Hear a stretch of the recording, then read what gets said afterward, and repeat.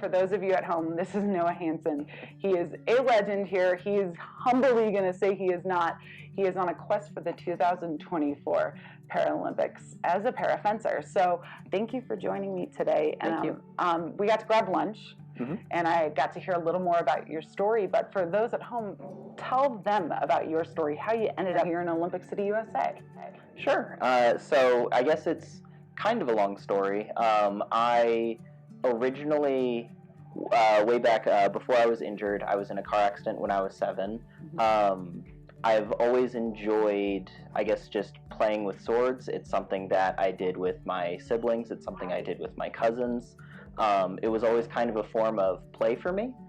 And so I was always interested in trying any of the kind of sword-related sports, kendo or fencing, and it just happened when after the accident, maybe when I was around 16, I had tried to join sport fencing, and the club that was closest to me wasn't particularly interested in working with wheelchairs. So I went and I found something called Historic European Martial Arts, HEMA. Cool. It's historic fencing, and it's a much more niche sport, but it was at a tournament for HEMA that had a HEMA tournament and a sport fencing tournament that I met one of the referees who was in a wheelchair, who gave me his card and let me know that he would try to find me a coach if that was something that I wanted to pursue. He found me my coach. I still see him at Tri-Weapon Fencing in Catonsville. His name is Coach Charles Green. Since then, that was around 2017, I have been fencing with the club, and eventually, maybe 6 months after my first lesson, I went to a NAC. It was there that I competed for the first time. It was a great time. It was great to meet everyone, and since then I have tried to make it a point to go to each NAC. And eventually I started, after getting to know the sports manager and other coaches and the other parafencers, I started getting invited to train with them. So my first time here at the OTC was pre-COVID. I believe it was 2019. So you were talking about an accident that you had when you were 7, but you had already been interested in things like the lightsabers and yeah. I mean, I love a good Star Wars reference. My question is, what did your family think of you going into parafencing? Were they skeptical? Were they supportive? Were they, how did they feel? They have always been very supportive as far as, my needs or how, I want to stay physically active. So my parents were very excited to learn about the club that I now go to, and when I started fencing, they were very excited for me.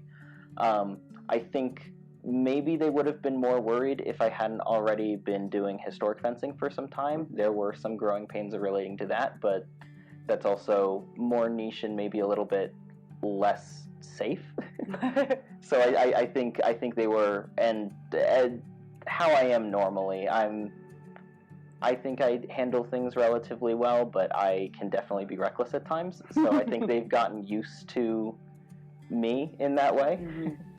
Oh, I love that. So on 2024 right now, what is going through your head if you are there at the opening ceremonies? What are the feelings? What are the emotions? What does that look like in your head?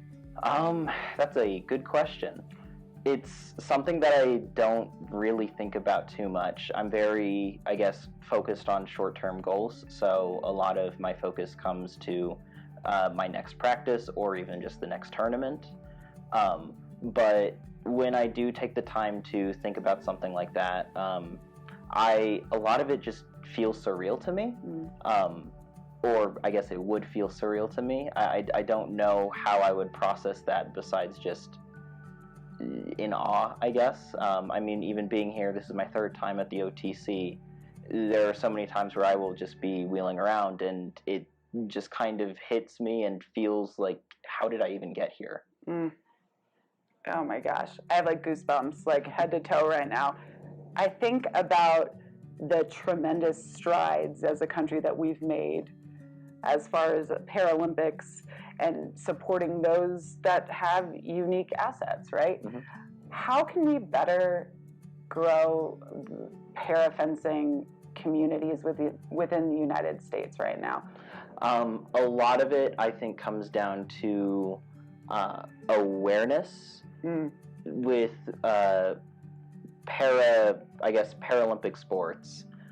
There are kind of I don't want to say primary sports, but I know for myself, when I was first injured, my parents brought me to I guess I could call it maybe a sports complex. It was a group that did a bunch of different Paralympic sports. So I had tried out wheelchair basketball. I had done sled hockey for a number of years. Mm-hmm. I had tried track and field. And those are, to me, kind of the primary Paralympic sports that we think about when we think about Paralympic sports at all. And so I know for that organization, the Bennett Blazers, the Bennett Institute, they are based out of Maryland. Mm-hmm. They had an interest in including parafencing, but it was just a matter of they couldn't find the right people to help them with that. And so I think a lot of improvements could be made in that there are a lot of organizations around the country that specialize in Paralympic sports, but for one reason or another primarily involve themselves in other sports, or just don't have the right tools or knowledge base to include parafencing in those, I guess, groups. So what is your favorite part about fencing?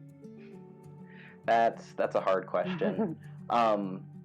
For me, there is something that is very satisfying about just about getting the parry repost action. Something about being able to know that you're about to be hit, to be able to block that action, and then to yourself be able to hit the person. There is something that is just satisfying about that, and I think part of what has kept me very involved and passionate about fencing is just those very, very basic blade actions are just somehow very satisfying to me. Oh, I love it. And they're not basic to me. I mean, wow, the cat-like reflexes. And that transitions perfectly into my next question. There are certain mechanics, right, that are different from traditional fencing. Talk to me about what those are, sort of off the cuff. Sure. So the biggest difference that I guess is kind of just broad between parafencing and able-bodied fencing is, I think there is a very special emphasis on blade work. When you are in a frame for parafencing, the distance is set, and besides being able to lean back and forth, which is a very meaningful part of the game, there really is nowhere to run when it comes to when somebody is attacking you.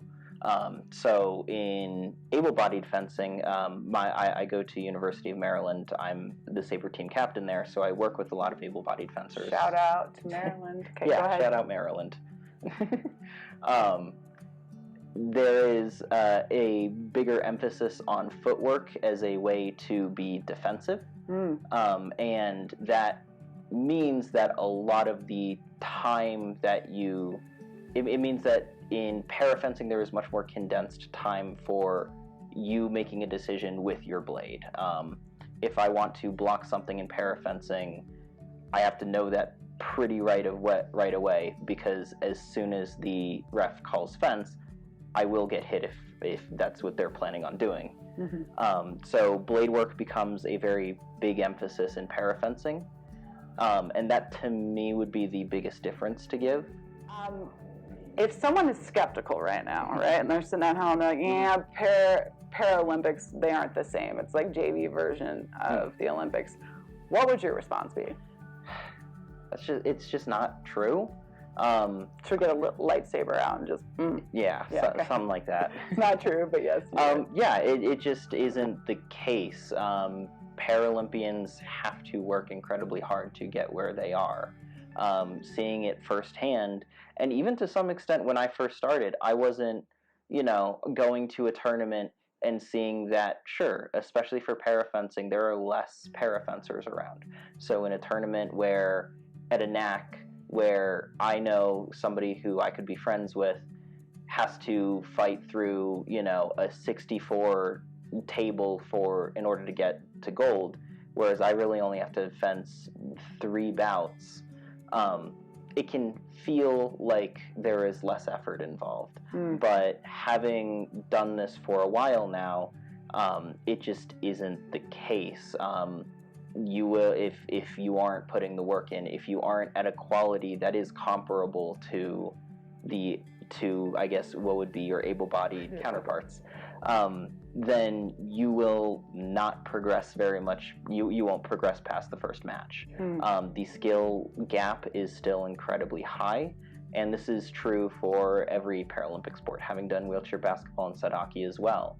To some extent, they are different sports from hockey and basketball. The skills that are required are, broadly speaking, similar, but a lot of the mechanics of how they are done will require the same amount of time and energy to be good enough to make it to the Paralympics. I think it's to be great enough to make it to the Paralympics. Yes.